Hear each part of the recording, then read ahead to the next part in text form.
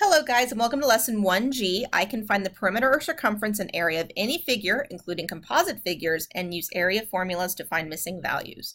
So guys, this is pretty much 100% review from middle school, but I'm sure it's been a long time, so let's go through it together. All right, so perimeter basically is as easy as adding up all of your side lengths together. So here, this shape here is a right trapezoid. Notice it's got one pair of parallel sides and a right angle. And to find its perimeter, I just add up all the sides. 3 plus 4 plus 5 plus 7, which gets me 7 plus 5 is 12, plus 7 is 19 units. Okay, that easy. Sometimes we have to do a little bit more work in order to find perimeter because we might be missing a side. So for example, on this triangle below, it's a right triangle and I'm missing side BD. So before I can find the perimeter, I'm going to plug it into Pythagorean theorem. So I'm going to do 12 squared plus my missing side, and call it b squared, is equal to 13 squared, or 144 plus b squared equals 169. And guys, you do need to know your perfect squares just that quickly to be successful in this class. Subtract 144, so I get b squared equals 25. So b must be 5. So length of BD is 5. I'm now going to go through and add all my sides together. My perimeter would just be 5 plus 12 plus 13, or I get a perimeter of, that's 25 plus 5, 30 units. All right. Now, in a circle, we call the quote-unquote perimeter of a circle the circumference. And we can find it using two very much related formulas. We say that circumference is equal to 2 pi r, or pi d, where r is the radius of my circle and d is the diameter. And the reason we can use two formulas is in fact that 2 radii equal 1 diameter, so 2 pi r equals pi d, because when my pi's cancel, we get that 2r is in fact equal to d. So that's why we can have two formulas there and it works. So let's take a look at this. When given a radius, I'm going to use c equals 2 pi r. So when I plug in for this guy, I'm going to do 2 pi times 4, which is just 8 pi. Well, I would say that the exact answer, guys, my exact answer is the one that I don't have to round. So it's the one that actually includes pi. So 8 pi units is my exact answer, whereas my approximate answer is the one I have to plug into my calculator. So here we go. If I'm in my calculator and I want to find the approximate answer, I'm going to plug in 8, and then down here you actually have a pi button, and I'll pick pi, hit enter, and I need approximate. See, I didn't tell you how many decimal places, so, oh, nor can you see it very well right now. Let me move that so you can see it, maybe. I get 25.1327, so that's what I'm going to enter in here. 25.1327. Now, when I'm given the diameter, on the other hand, I'm going to use the formula pi times the diameter. So circumference equals pi times my diameter here is 9, so that's just 9 pi. So I would say that my exact answer, exact circumference, is 9 pi units, whereas my approximate answer is the one I have to round in the calculator. So I'm going to pull out my calculator again, which was here, and I'm going to do 9 times, you can also just type in pi for pi, guys, it's just pi, not PIE, you don't eat it, it's just pi. And I get 28.2743. I'm just going to round to that third decimal place and leave it at 28.274. So my answer is 28.274. Well, let's just carry right on along then, shall we? Then let's talk about area of a triangle. My area of a triangle is found using the formula 1/2 base times height, where b is the base and h is the height of the triangle. Now here's the kicker with base and height. The base must always be perpendicular to the height, or we would write base is perpendicular to height. The base will be a length on your triangle, but your height may not be. So when I'm looking at these guys, at this first one, here 12 is my base, and the thing that's perpendicular to the 12 is the 5, so 5 is the height. On this triangle here, I'm looking for two things that are perpendicular. The 7 and the 6 are perpendicular, so the 6 is my base, and the 7 is going to be my height. And then on this guy, two things that are perpendicular. My perpendicular segment on this triangle is the 2, so he's my base, and the thing that's perpendicular to him is the height of 8. So that one's really, really weird. So now we just plug in. Area equals 1/2, base is 12, height is 5. So that's 1/2 of 12 times 5. Well, that's 60 divided by 2 is 30. Or area equals 1/2, not equals, undo, whoops. Area equals 1/2 of times 6 times 7, which gets me 21. Or here, area equals 1/2 times my base is 2, my height is 8, so that just equals 8. And that's all you got to do. My area of a parallelogram formula is even easier. Its area equals just base times height, where B is the base, and again, H is the height. And one more time, they have to be perpendicular. And remember that rectangles, rhombi, and squares are all kinds of parallelograms, so I can use this area equals base times height formula for them as well. So when I look at this, I'm always looking for two things that are parallel, or perpendicular, sorry. Well, if this length here is 11, this length would also be 11. He's my base, the thing that's perpendicular to him is the 4, he's the height. So here my area would just equal 11 times 4, which is 44. Same thing here, I'm looking for two things that are perpendicular. If this is 6, this is also 6. If this is 9, this is also 9. Things that are perpendicular, on the other hand, are the 6 and the 7. So the 6 is going to be my base, and the 7 is going to be my height. So my area equals 6 times 7, which is 42.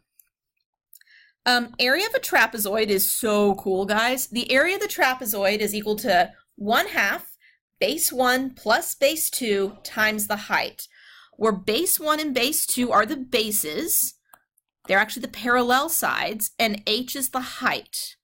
Again, the bases must always be perpendicular to the height of the trapezoid. Another way to think about the area of a trapezoid is to think about it as the average of the bases multiplied by the height. So when I look at this guy, the two things that are parallel are the 9 and the 15. And then the thing that's perpendicular to them is the 8. So that's the height. The 10 I don't need for area. So I would do area equals 1/2 base 1 plus base 2, 9 plus 15, times a height of 8. Well, 9 plus 15 is 24, divided by 2 is 12, times 8 is 96 units squared. That easy. We like those. They're not too bad. All right. Area of a circle is area equals pi r squared, where r is the radius of the circle. And again, we're dealing with exact versus approximate one more time. I'm going to let you guys do this one here on your own and fill in the answers here in a bit, whereas I'm going to do this one here. So when looking at this, they give me the diameter. They tell me that my diameter is 10. Well, my radius must be half that, so my radius is 5. So my exact area is going to be pi times 5 squared, or 25 pi. So that's the exact area, 25 pi. Whereas the approximate area is the thing I plug into the calculator. So I jump into my calculator and I would do 25 times pi, which is there, and I get 78.5398, or I'm going to do 78.5. So approximate area is 78.5. All right. Now, something completely new that you've never seen before, area of a rhombus and or kite. Area of a rhombus you can find using the formula for parallelogram, but if we don't give you the parallel sides or the height, there's another way. You can actually find the area using the diagonals, and your formula equals area equals 1/2 diagonal 1 times diagonal 2, where D1 and D2 stand for the lengths of the diagonals of the rhombus. Let's do an example. Here, one diagonal is from here to here, and it's going to equal 10. D1, come on, write for me, please. D1 equals 10. And my other diagonal goes from here to here, and so D2 is going to equal 24 because it's 12 plus 12. So my area equals 1/2 times, that's a parentheses, I promise guys, 10 times 24, or when I work that out, 1/2 of 240 is 120 units squared. All right. Now, sometimes we have to find the area of weird looking things. And here's some examples. These are composite figures, and composite figures are figures that are made by fusing other figures together. In order to use your formulas with composite figures, you need to identify the pieces that have been put together, but be really careful. Sometimes the formulas may not be able to use as is. Sometimes you have to make some alterations to them. So for example, in this first figure here, I see I've got a triangle right here. Yeah. I've got a nice rectangle right here. And then I've got half of a circle. So for this composite figure, I'm going to find the area of a triangle, and I'm going to add to it the area of a rectangle, and then I'm going to add half the area of my circle. So that's my game plan for this problem. Let's work through it together now. So let's do the area of a triangle first. My base of this guy is 12. Please write 12. Okay. So I'm going to do area of my triangle is 1/2 of 12 times 5, which equals 30.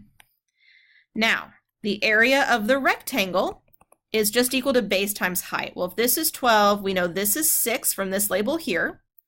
So I would do 12 times 6, which is 72. And then the area of the circle, that's pi r squared. Well, my r here is only half of that 6, which is going to be 3. So I do pi times 3 squared, or 9 pi. Now, if I'm going to leave this in exact form, and I want to leave it in exact form because we like exact answers, I would do area of my triangle is 30, plus area of my rectangle is 72, plus area of half of my 9 pi, okay? Which breaks it down to 102 plus 9/2 pi. And guys, you can leave your answer like that unless if we tell you otherwise. Leave it like that. It's great. Sometimes our composite figures are actually differences, and this is a great example. This guy is really the area of a trapezoid minus the area of a triangle. And I want you guys now, ignore the 59, that's your page number, right? I want you guys now to go through and work that one out for yourself and tell me what you get as the answer in Edpuzzle. So go ahead and give it a shot now. And you should get 52.5 for your area. All right, let's take a look at this next section. Sometimes when we'll be asked to work backwards. We'll be given the area of a figure, but not one of the dimensions. And when this happens, we have to really lean into the formula and work backwards. So here's a great example. A trapezoid has an area of 50 square inches. One base has a length of 8 inches and a height of 5 inches. Find the length of the missing base. So my formula for area of a trapezoid is area equals 1/2 base 1 plus base 2 times the height. Well, let's fill in what we know. We know the area. This guy here is the area, so we know 50 equals 1/2. I know one base is 8. I do not know the other base. That's base 2, okay? And I know the height is 5, okay? So I'm going to start solving this, do it by many various ways. I think I'm going to divide both sides by 5 first, so that I get 10 equals 1/2 8 plus base 2. Then I'm going to multiply both sides by 2 to clear the fractions. So I get 20 equals 8 plus base 2. Subtract the 8 to get that 12 is the length of base 2. And so that is how I'd work backwards to find a missing value. We can do the same thing with a circle. A circle is a circumference of 8 pi. Find the area. So this is actually going to be 2 steps. Well, I know that circumference equals 2 pi r. Okay, well, if I plug in 8 pi for circumference, it's equal to 2 pi r. The pi's cancel, okay? I'm going to divide both sides by 2 to get that 4 is the radius. Well, if I want the area, that's pi r squared. Well, area equals pi times 4 squared, or my area is just 16 pi. And that would be my answer.